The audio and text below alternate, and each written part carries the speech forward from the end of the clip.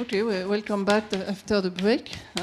It's a pleasure to introduce Jean Rimbaud from Marseille, who will speak about the bounds of the homology of arithmetic locally symmetric spaces. So homology or cohomology can be related to many things, like to spectral theory, to geometry and topology. I think in this talk it will be more on the geometric and topological side. Yes, so I'm going to talk about the smallest eigenvalue of the Laplacian on compact manifold, so it's 0. But yeah, so there will be no explicit spectra in this talk. So there are you can develop certain aspects of it in the direction of asymptotic distribution of spectra for the manifolds I'm going to discuss, but I'm not going to discuss this in this talk. So, and actually, even I'm not going to talk much about homology. This will serve mostly as a motivation to use certain geometric results that I'm going to speak about in more detail. So, let me start with the theorem, not about homology, but about just triangulation. So, it's this theorem. So, it's joint work with Nikolai and Sebastian.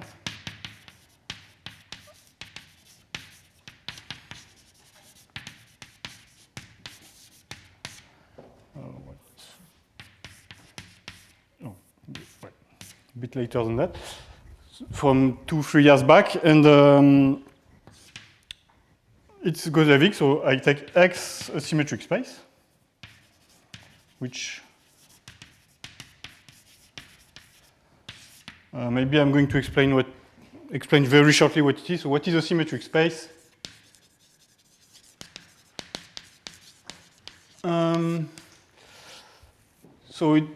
There's a differential geometric definition. I'm going to work more with an algebraic definition. It's G mod K with G a semi-simple Lie group. And here you should think about, I guess, SLN. And K is a maximal compact subgroup.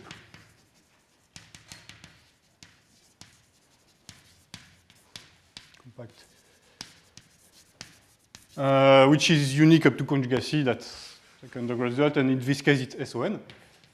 And okay, so this is maybe not very explicit, but you know that for n equal 2, you get SL2 mod SO2. And so you can identify this with the hyperbolic half plane of Poincaré, because so this acts by homographies, and this stabilizes the point I. So this is just the Poincaré half plane. And so in general, you know that on the Poincaré half plane you have a metric of curvature -1, and in general you also get a metric on this G mod K because K is compact. It's a G invariant metric. It's more or less unique up to normalizations, and there are standard normalizations. And so this is a Riemannian manifold, which is very homogeneous since it has the group as symmetric group. Okay, so I take one of these. So you should think like a hyperbolic plane or hyperbolic space if you're more familiar with it. And then there are some constants. Such that for any quotient, so for any gamma inside the group of isometries of X, so it's G in this case.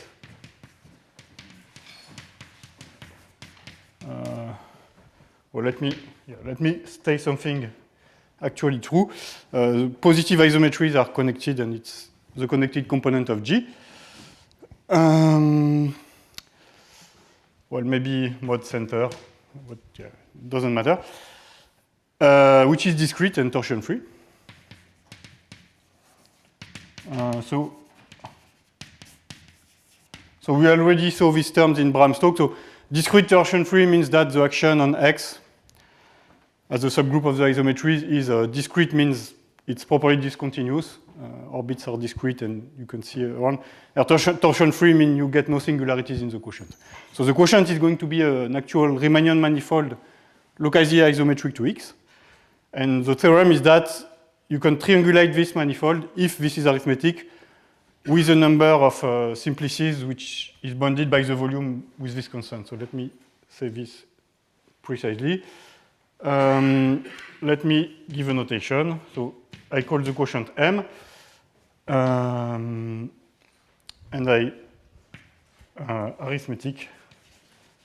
Well, I guess discrete is kind of unnecessary here. Let me say lattice.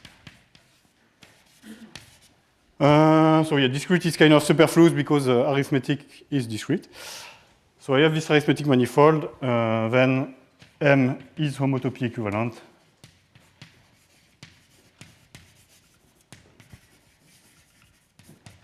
Two, and I should change my chalk.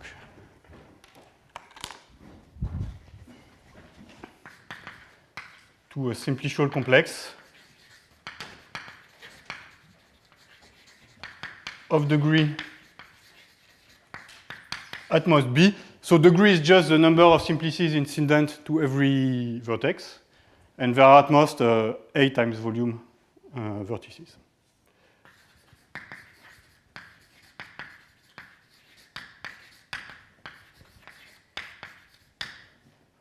Vertices. Okay, so in words, what does this tell you? I take any manifold in this class defined by arithmetic lattices, which I'm not going to define right away. So we saw some examples in Bram-Stoke yesterday. And I will, at some point, I will actually need the definition, so I'll talk about this. But yeah, let me recall maybe the examples. So if G is SLNR, then well, oops, it's in English. So a lot of the finite index subgroup of SL and Z are going to work. And the other example was given by, I'm not going to write it in detail, so the Bolzan surface gives another example. So the holonomy of the Bolzan surface is an arithmetic subgroup. So this was defined in Bram-Stoke, and yeah, I'm not going to redefine it, but I will actually give the definition later. So and use it. So if I have one of these, then I can basically triangulate it, so get a simplicial complex which is homotopy equivalent. So I put homotopy equivalent because in practice that's what we're going to want to do, and it's slightly simpler than doing that, but we can also do homeomorphic. It's just that it's more natural to do homotopy equivalent in this setting. Yeah. Oh yeah, so degree, let me define it in writing. So this means every vertex is an incident to at most B simplices. Every vertex incident to at most B simplices. So this is this is the local geometry of the complex, and so I have a complex which is locally very simple, boundedly simple, and globally I know that I have a number of vertices proportional to the volume. So I think this statement is, I mean, except for this part, this statement should be pretty clear. And now, so this is what I want to prove in this talk, explain how it works and why arithmeticity is important and how it is used. And the homology, so this statement almost immediately gives you bounds for the homology. Because, so you can use this simplicial complex to compute the homology of M. And well, because it has at most this number of simplices, of course the homology is going to be of rank at most this. So an immediate corollary.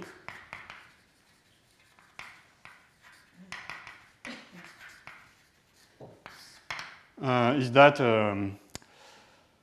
there exists C such that for any arithmetic X manifold M, BI of M, well, let's say with coefficient in C, but yeah, in any field actually. Let me write F, inferior to C volume of M.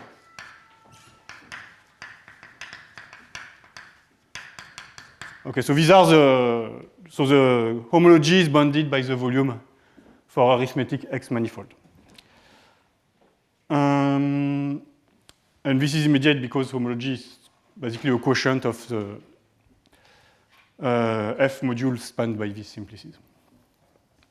Okay, does that make sense? Perfect. So this actually was known before. And I'll explain the difference between our result and this result, which is much weaker. So, but the nice thing about this result is that we also get bounds for the more complexity, for the other parts. So like here I talk about homology with coefficients in a field, but I can also do homology over Z. So a less immediate corollary.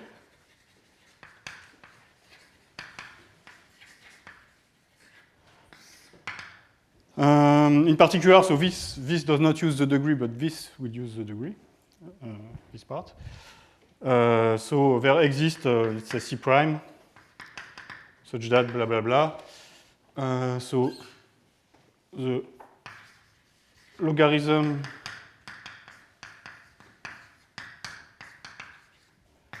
okay, so like I said, so you can define homology as well with Z coefficients instead of over a field. And then you have a free part, so it's finitely generated abelian group. So you have a free part, which is basically read off by this with C. And you have a torsion part, which is a finite abelian group. So if you want to control the homology over Z, you need to control this for F equals C. And you need to control this size, and the bound is the same size. So this is actually one of the main motivations for this theorem. Okay. And so I'm not going to discuss this, but it's basically some elementary linear algebra over Z. You need to have information, so the differentials are going to be very sparse because of the bound on degree. The complex is simplicial, so all the coefficients are plus or minus 1. And so it's just a statement that the quotient of a Z module of rank n by such matrices as at most exponential size in the rank of the module. Okay, so I'm not going to discuss homology much further. So if you have questions about the homology part of the talk, it's the right moment to ask them, I guess. Maybe the first result, is it comes from the 7 Samurai paper? Or No, this is... the immediate... I mean, you said it was known before? No, this is... it's from Gromov, Balmaf, Schoen. Yeah, I will discuss a bit the history afterwards, because, I mean, basically, so they prove a weak version of that, and it's sufficient to do this. But yeah, maybe I'll not write this, but so there are final results, so maybe I should discuss the sharpness of this. That makes sense. Is that the best that you can do? And the answer is kind of yes. So let me discuss this. So in general, it's the best that you can do. So yeah, actually, I don't know a reference, but I think it was known for a long time that for Betti numbers, you can have linear growth in all degree for certain sequences. And for torsion, there's a really recent paper that gives a nice construction with exponential growth in all degrees where this is possible. So, so it's sharp in general. Well, let me say for hyperbolic manifold.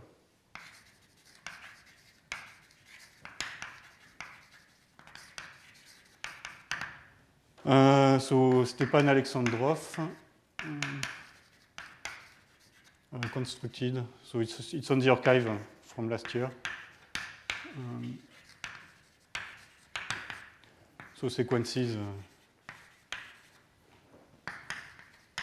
So it's So sequences of hyperbolic manifolds. So in this case, all gamma n are going to be finite index subgroup in a fixed arithmetic lattice.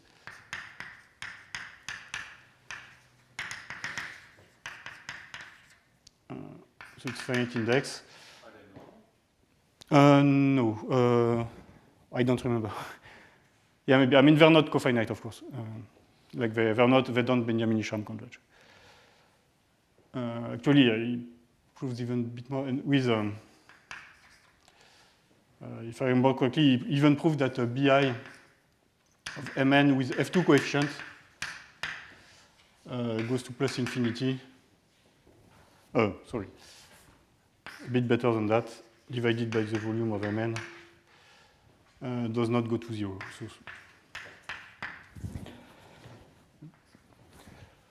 So in this case, he has exponential growth of F2 coefficient, and actually this comes from torsion.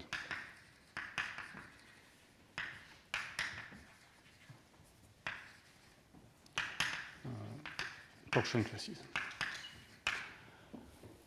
So we cannot hope to do better in the very general setting.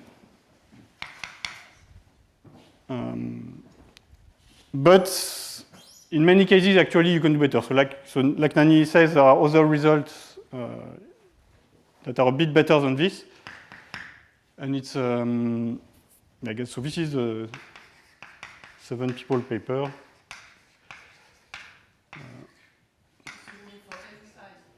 Oh yeah, for every eye where this is possible. So it's these eyes, I guess. So we construct a sequence which works for every eye. Yeah, the quantifier is here.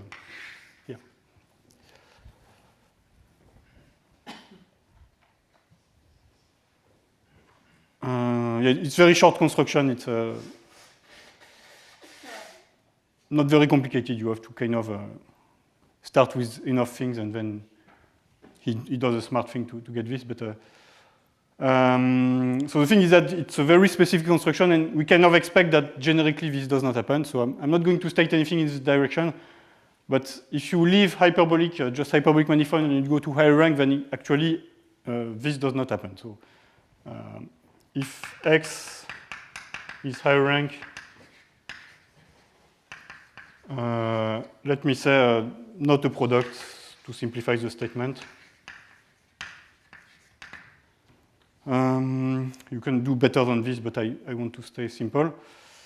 Then there are actually, then you cannot have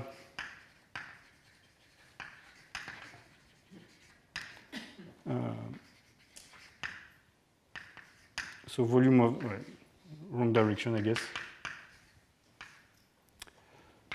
for infinitely many.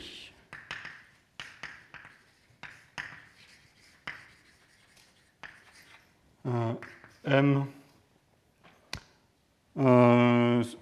for any delta except maybe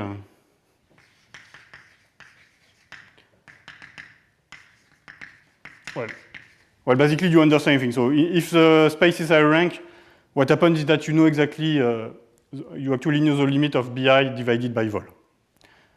And it's 0 almost always, except when it's the middle dimension and you have some other condition that I'm not going to state. But so this result tells you that in a rank, this is not sharp, you can get better. Sorry about the first result. You said they do not Benjamin-Isham converge. You mean they do not Benjamin-Isham converge to the... Yeah, to HD. Yeah, but so they have a different Benjamin-Isham. Yeah, I don't remember if they converge to some normal cover or just it does not care about it. But I mean, they might have different limits, like they have accumulation point, but they might not converge. But anyway, if you take convergence subsequences, the limit is not HD. Yeah, that's for sure. Yeah, this would be much more interesting if it was the case, but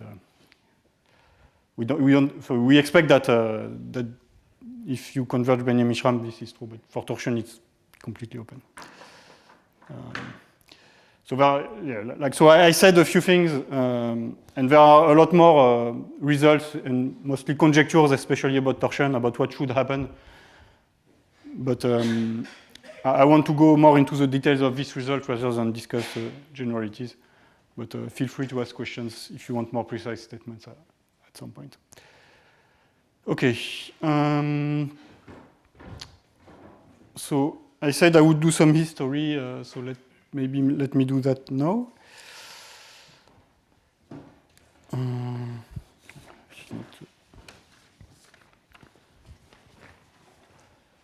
Okay, so yeah, maybe I should talk. So the plan now is to talk a bit about the history.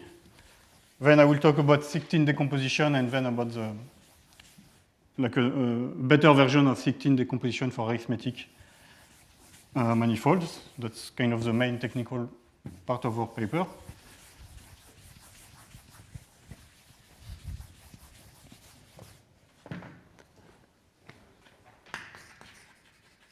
So the plan is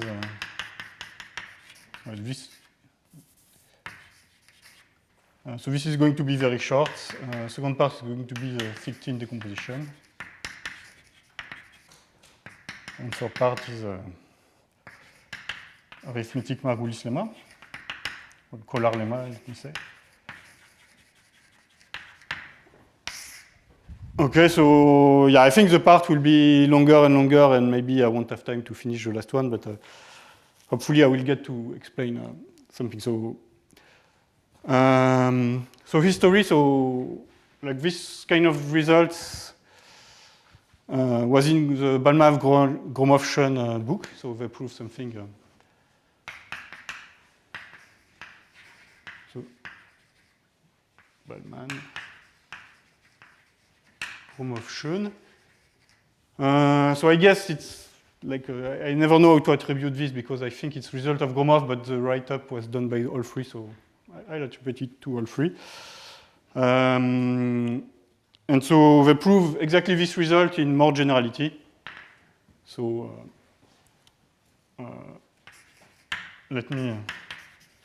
so they prove linear bounds for Betti numbers for all negatively curved manifold with necessary hypothesis.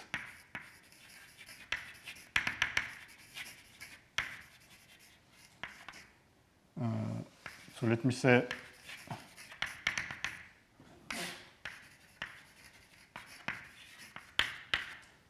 without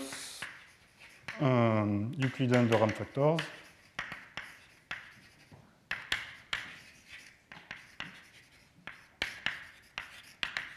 And curvature, so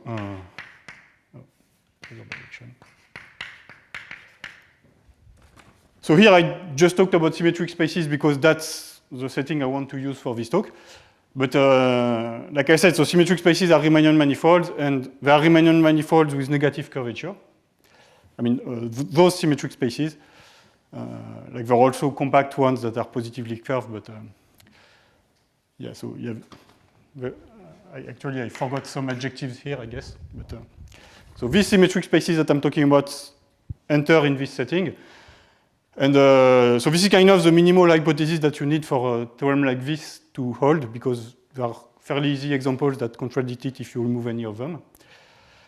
And they prove that actually this works. So if you're bored, you can think about why there are these hypotheses. So this one is pretty clear. You just don't want to be able to scale the metric to have dumb things happen. This one is clear because if you have factors where curvature does not change when you renormalize, when you rescale, then of course you don't have any bounds with the volume. And this one is actually more subtle, but it's kind of related to this one. If you can do smooth example where you do kind of weird gluings along flat manifolds that cannot happen in the analytic category, and that's why they put this hypothesis. Okay. So they prove this, and the methods cannot give this. I will explain a bit.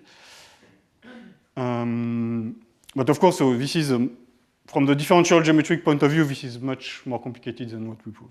Just the result is much weaker also. So the constant in the inequality depends on the curvature? On the dimension. So yeah, you don't care about the local geometry once you've fixed this.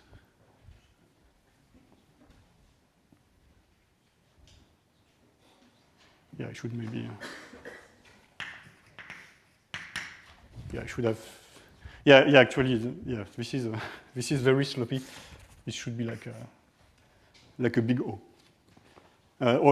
This is a nice. So yeah, let me write it with a big O. This is maybe bigger.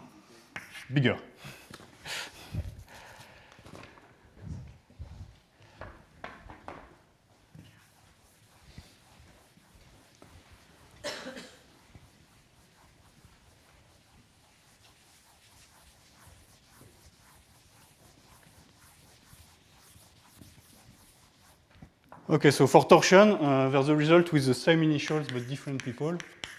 So it's Bader, Gelander, and Zauer. And this is much more recent, so this is like 80s, and this is, I think, 2016 or maybe even later. And we prove basically the same result for torsion, but with negative curvature. So here I rewrite it. This is really, you can have zero curvature along certain planes. Here, this is really with this condition. And here you can drop the analyticity condition because you don't care about this phenomenon that comes from flats. So they gave the bonds on torsion.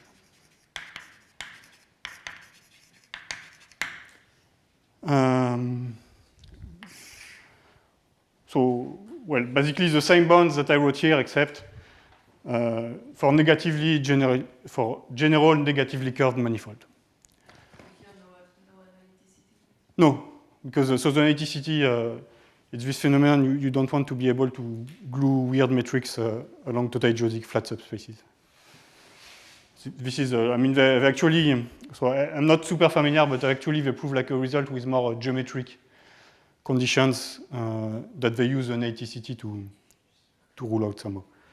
It's, it looks weird, but actually it is a geometric condition. And it's implied by, I mean, like a sufficient condition is also implied by strictly negative curvature. Okay, so what's the difference? So in our result that I erased, we can do like this for torsion, but we have to add the arithmeticity and locally symmetric assumptions. And I guess so. Okay, there are people who actually know about negatively curved manifold. I think like higher rank is not that far from symmetric, so maybe it's.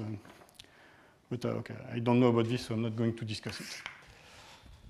Okay. So, oh yeah, actually also still another result of Gelander.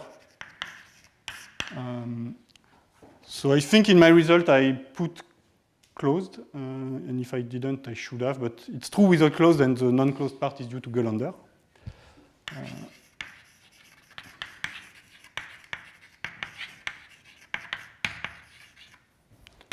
Of our theorem, well, of the theorem about triangulation.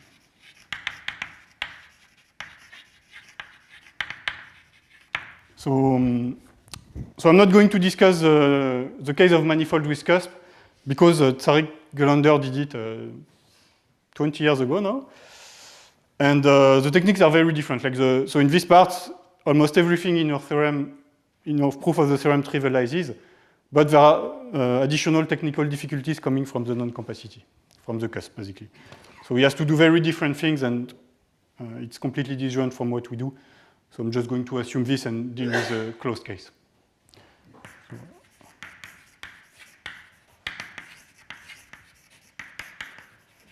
well, I guess we dealt, it's finished now. Okay, so that's the short history, and there are other papers, but a lot of interesting papers, but I don't have the time to discuss them all. So, oh, when did I start? Did I start at 10 or? Okay, so I have 30 minutes left. So let me start to discuss how to prove result about triangulation. So it's fairly well-known stuff, and I'm not going to discuss certain details, but I want to give an idea how you go from like I want to reduce the topological statements to a geometric statement, and then, so via the Thigton decomposition, and then I'll explain how to refine the Thigton decomposition to get this statement. So let me do this. Any questions about the stuff so far? So, I mean, so far it was mostly fluff, but now it's going to get a bit more mathematical. So I'll do this in full generality for symmetric spaces.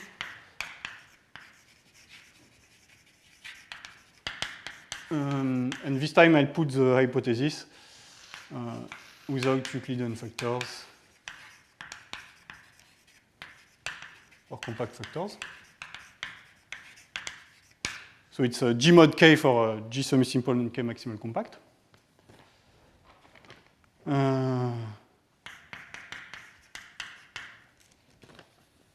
Okay, and M X manifold. So I take a quotient of X by a discrete torsion-free subgroup of G.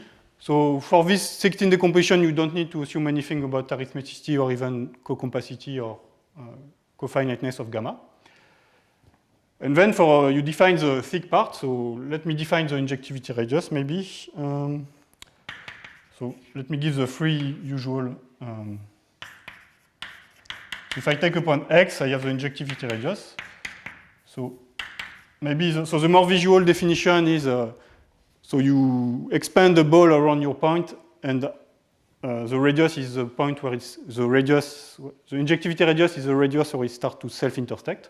So you can define it as the maximal radius such that B of XR in M is isometric to B of some. So this is like the, probably if you've seen this picture. So this is in M, you have your point X.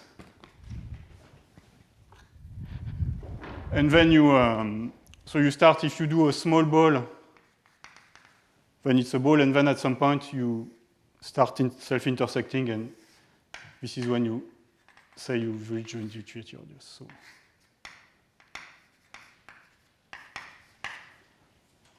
Okay, so this is kind of the definition you should think of. You can embed a large ball with this radius around the point, and you cannot go any further.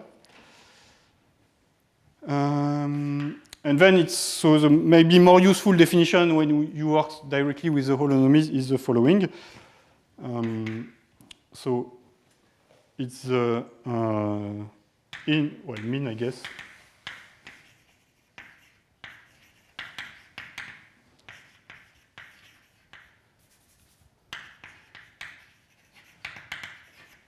Closed.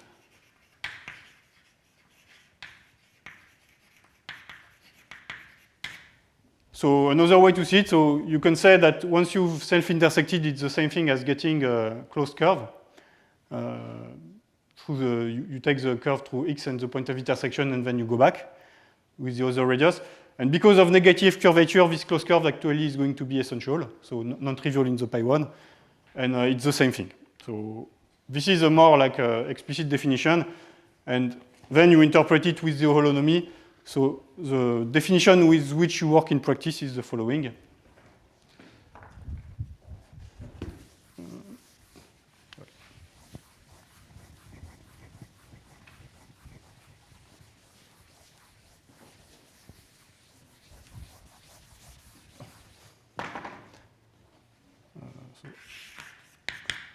Oh, sorry, I guess it's 1/2 here. So 1/2 because you go forth and back in the thing. So it's 1/2 times the mean of D of G X tilde for G gamma, that's the identity. Je dirais so X tilde après image.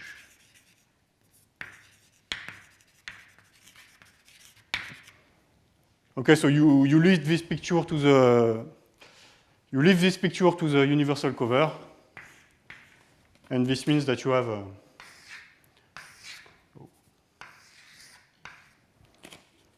here you have the x tilde, here you have the gx tilde, and because G is in the holonomy, these are the same ball, so it self-intersects.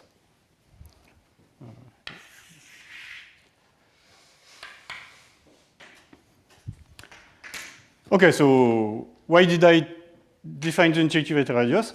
So basically, so this is the part I don't think I'm going to have time to discuss, but if you have large injectivity radius, then you're fairly happy, because you can, your manifold is very simple locally, so it's not going to be hard to triangulate it. And so the 16 decomposition is decomposing the manifold in a thick part, so the part where the injectivity radius is going to be large, in the sense larger than some fixed constant, and a thin part where it's smaller. And it's a theorem that says that actually if you choose the constant small enough, and you can choose it uniformly small enough, you are going to have a very simple thin part and a thick part. And the thick part can be complicated, but it's locally simple, so you're happy. So let me say that properly now. So 16 decomposition is this.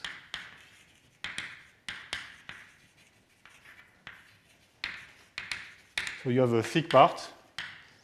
So you take epsilon positive. So notation is very transparent, that's nice. So it's the set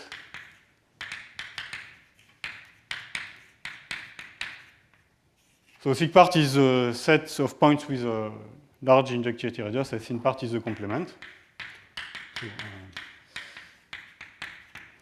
and the theorem is that if you choose epsilon smaller than a constant depending only on x, then this is going to be a union of very simple components. So let me state it in the closed case so it's simpler.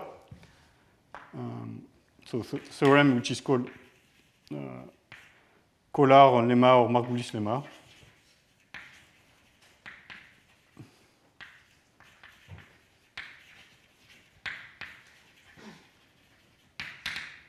So there exists a constant epsilon of x such that for every epsilon smaller than epsilon x, for every closed X manifold M, so M, so the thin part. So we saw that so in this interpretation of the injectivity radius, you see that somehow the thin part comes from small curves, essential curves. So the smallest curves are going to be geodesics. So in some sense, the thin part comes from closed geodesics. And this tells you that actually it comes from closed geodesics and you can read it off them. So it's a disjoint union. I mean, it is a union of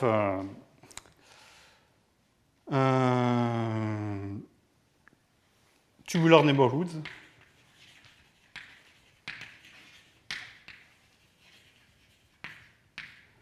of closed flats. So this picture is a bit misleading in the high rank case because you can have more complicated local picture, but it's very accurate in the rank 1 case. So in the rank 1 case, the thin part is going to be exactly like this.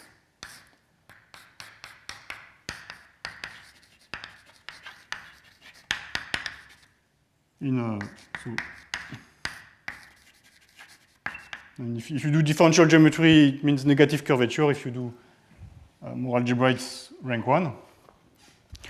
And in a rank case, you can have intersecting flats, but in rank 1, you have one-dimensional flats, and they cannot intersect, so they are going to be disjoint. In the rank 1 case. So rank 1, you should think about hyperbolic space. Okay. So this is a bit tautological, as I stated it, except for the part where they are disjoint. So let me give the actual algebraic version, which is much nicer to state in the higher rank case. So in rank 1, I think in rank 1 it's pretty clear. Negative curvature. Thin part is really a union of tubes around geodesics. Now in higher rank, in her rank, you have intersecting flats, and so you need to know a bit more to actually describe it. So algebraic version, which is very useful in her rank.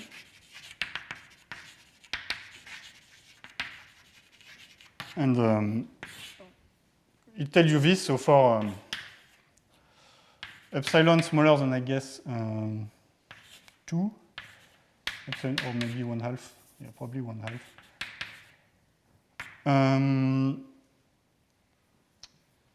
For any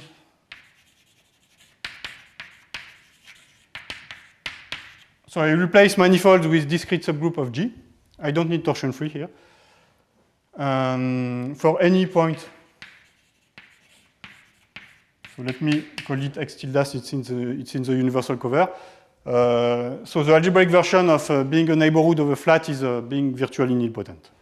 So the subgroup generated by the elements in my discrete group which move x tilde of less than epsilon is virtually nilpotent.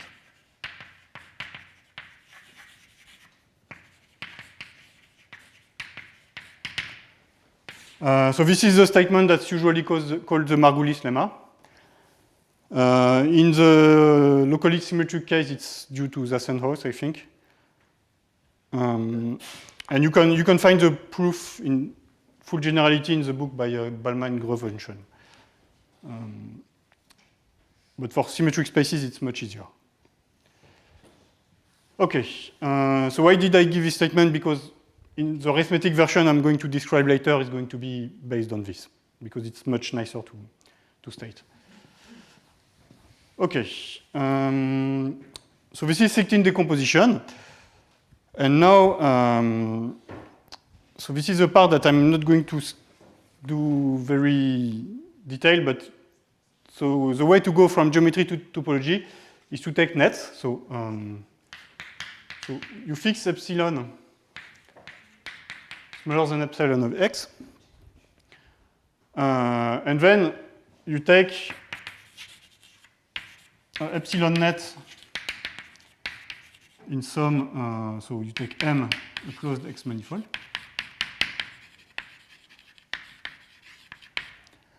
You take an epsilon net in, not some, so because I fixed it, in M larger than epsilon, and I want to epsilon over 100, say. So I should say what this is, I guess. So a net is just you take a well-separated but sufficiently dense subspace. So you take S inside of this manifold, which is epsilon over 100 dense. So every point is at a distance at most this from some point in S. And if I take two different points in S, the distance between them is at least epsilon over 200. So basically, you take points at random, and with the condition that you cannot put two of them at more than this distance, at less than this distance, sorry. And when you cannot do it, you get something which is dense, so you get a net. And these two conditions together, somehow it's clear that they tell you that your net is kind of looks like the manifold. If you look on it, it's well, and so you can make combinatorial structure from it. So the standard construction is to do the nerve of this net. So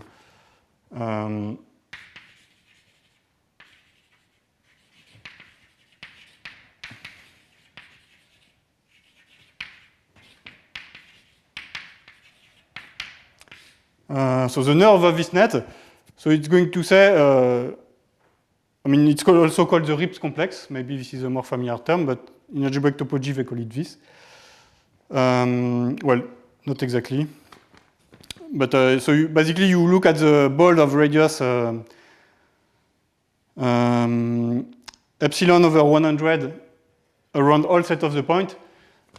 and you put simplices according to the intersections. So if two balls intersect, if 2 points are at distance at most this, then you put an edge between them. If you have 3 points which are pairwise at distance less than this, then you put a triangle, etc. So you get a simplification complex, and if you do a picture, let me do a like nicer case.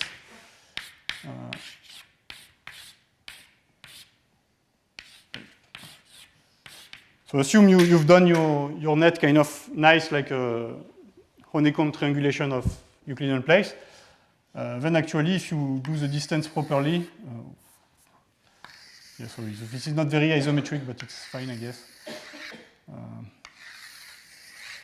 If you do this construction in this case, you should recover the triangulation that I draw in white. So you are going to get these triangles, etc. So there's a big theorem that tells you that under this condition, so here the fact that the fact that you are in the thick part tells you that these balls have a very simple pattern of intersection. All the intersections are going to be connected. So they are going to be contractible because they lift to the universal cover. And so there's a general theorem of algebraic topology that tells you that this nerve is homotopy equivalent to the space that it comes from. So theorem, this is homotopy equivalent to this thick part.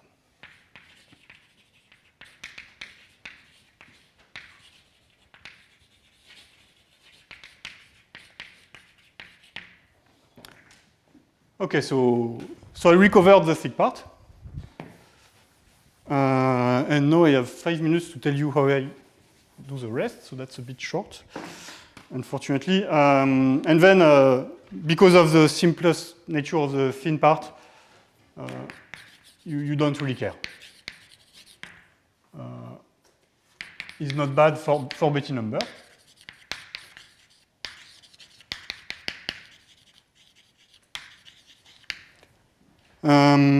So this part is okay because this is a net, so you have packing argument that tells you that this complex is bounded degree because of local geometry.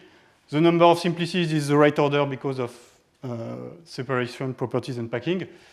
And basically, for Betti numbers, you don't care about what comes from the thin part. But it's bad for triangulation because of the gluing maps.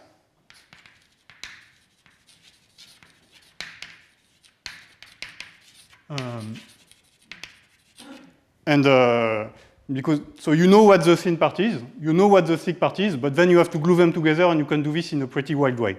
And this actually occurs, for example, if you know Den filling in dimension 3, you can see that it gives you a contradiction to the theorem in the general case without arithmeticity. So I don't have time to explain it, but this is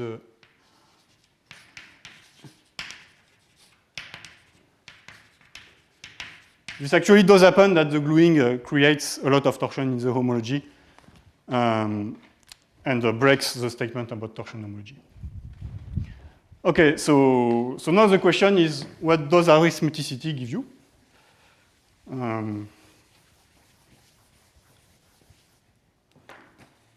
So I guess third part is arithmeticity.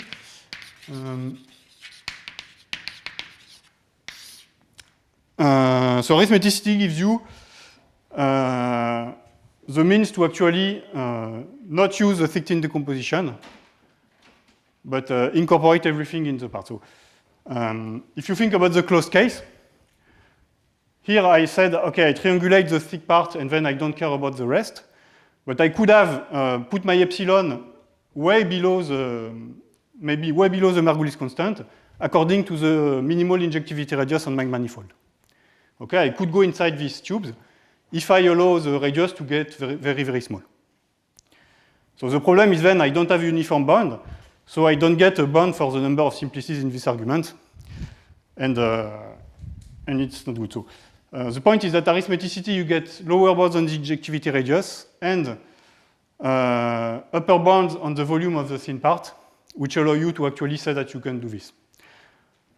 So let me just concentrate on the main technical result, which is upper bound on the volume of the thin part. So get triangulations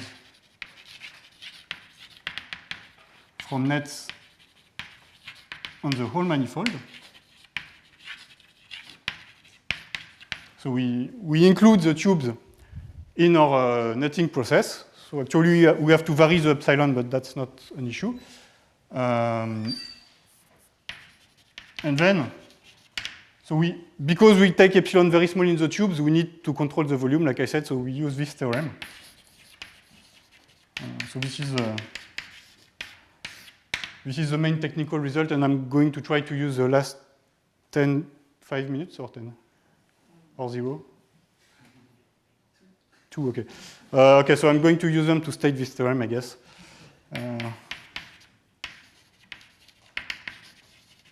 Arithmetic lattice uniform with trace field K. So I need some arithmetic information about the manifold, and then I can take the quotient. Well, in this case, it works if it's an orbifold as well. And actually, I can put a lot more things here, but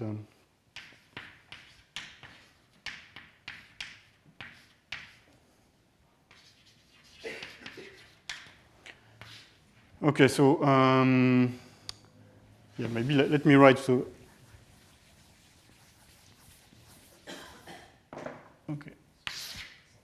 So for arithmetic manifolds with trace field K, I get a big saving depending on the size of just the degree of K for the volume of the thin part from the volume of the whole manifold. And okay, so to conclude from this, if you know a bit about arithmetic manifold, if you bound this degree, then actually you have a uniform bound on injectivity radius, so you don't need to do anything. And if you also have lower bound on injectivity radius depending on this degree, but it's very slowly decreasing. It's like 1/log. So this is much stronger than what you need to conclude by counting nets. And so let me just explain very shortly why is it K, and I won't have time to explain why arithmeticity is important for this result, but here arithmeticity really is necessary. Like we cannot do this with so trace field is defined all the time for all lattices, and it's always a number field except in SL2R, but this result is false a priori. It is false, in fact. And so, yeah, maybe let me not write, but so basically, K is the field from which you define the arithmetic lattice. So if your group is SLN R, the lattice is going to lie like in SU of a Hermitian form over K. And then you compare so yeah, I should write this actually, at least. So we use the result of Breuillard in an exponential way. And maybe I'll stop here. So it's called the height gap in an exponential way.